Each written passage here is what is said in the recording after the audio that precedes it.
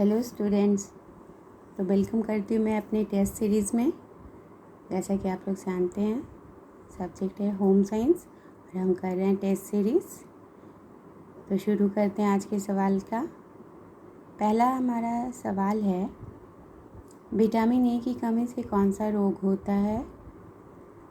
Options आपके सामने, आप देखिए। रतौंधी, जीरोथैलेमिया, कीटोमेलेरिया, ये कीटोमेलेशिया होता है, उपरोक्त सभी। तो ऑप्शंस यहाँ पे दिए गए हैं। तो स्टूडेंट, आपको पता होगा विटामिन ए की कमी से ये सभी रोग हो जाते हैं। तो हमारा जो आंसर होगा वो सही, वो होगा उपरोक्त सभी। Option D is right. The next question, रक्त का थक्का बनने में कौन सहायता करता है। तो विटामिन के है वो आंसर। रक्त का थक्का बनने में विटामिन के हमारी सहायता करता है। विटामिन बी कॉम्प्लेक्स में कौन से तत्व आते हैं। तो विटामिन बी कॉम्प्लेक्स में थायमिन, नाइसिन, राइबोफ्लेविन, उपरोक्त सभी, ये सभी आते हैं। फोर्थ है हमारा, किस रोग में घाव बढ़ने में देरी लगती है। Rickets, scurvy, very very. तो इसका जो सही आंसर है वो है स्कर्वी। स्कर्वी जो रोग होता है तो उसमें घाव भरने में देरी होती है। अब हम देखेंगे फिल इन द ब्लैंक्स को। फिल इन द ब्लैंक्स कहता है एंटीरेक्टिक विटामिन किसे कहते हैं। तो ये विटामिन डी का दूसरा नाम है, एंटीरेक्टिक विटामिन। तो ये विटामिन डी का दूसरा नाम है। संतृप्त वसा अम्ल रक्त वाहिनियों में जम जाते हैं। क्या होता है, जम जाते हैं। मैंने इसमें जो आंसर हो उसको भर दिया, आप देखिए। तो विटामिन के को हम एक और नाम से जानते हैं, उसको कहते हैं एंटी होमोरेजिक।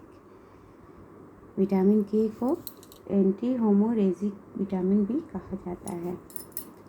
थायमिन को हम कहते हैं, थायमिन को एक और विटामिन के नाम से जानते हैं, उसको हम कहते हैं एंटी बेरी बेरी। तो एंटी बेरी बेरी किस विटामिन को कहते हैं, ऐसे भी पूछ सकता है। तो थायमिन को कहते हैं। राइबोफ्लेविन की कमी से मुंह और ओंठ की सेलेस्मिक भित्तियों में दरारें पड़ जाती हैं। राइबोफ्लेविन की कमी से मुंह और ओंठ की सेलेस्मिक भित्तियों में दरारें पड़ जाती हैं। अब नेक्स्ट क्वेश्चन देखते हैं। कहता है,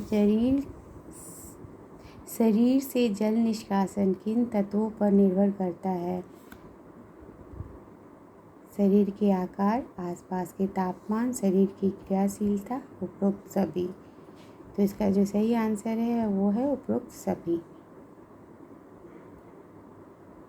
सामान्य परिस्थितियों में 1 घंटे में कितने मिलीलीटर जल शरीर से निष्कासित होता है। तो सामान्य परिस्थितियों में कितना होता है, 1000 मिलीलीटर जल शरीर से निष्कासित होता है। उपापचय के दौरान पैदा हुए जल को क्या कहते हैं। उपापचयात्मक जल।